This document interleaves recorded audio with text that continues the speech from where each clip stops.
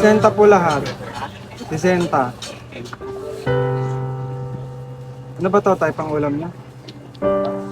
Sa mga puntong ito ay tingin ko ay namahalan si tatay sa binili niyang gulay.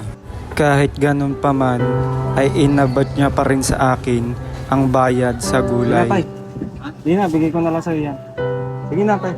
At sa mga puntong ito ay kitang-kita ang kasayahan sa mukha ni tatay. At kapansin-pansin rin sa mga mata ni tatay ang pagod.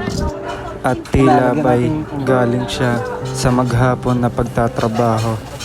At pumukaw rin ang pansin sa akin ang payat na pangangatawan ni tatay, na kahit na may edad na siya ay patuloy pa rin siyang naghahanap buhay para sa kanyang pamilya.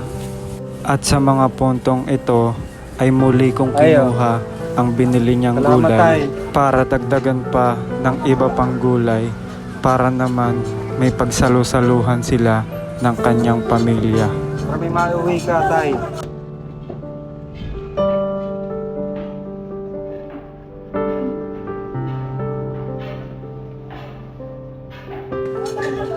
Salamat po. Ingat, Tay.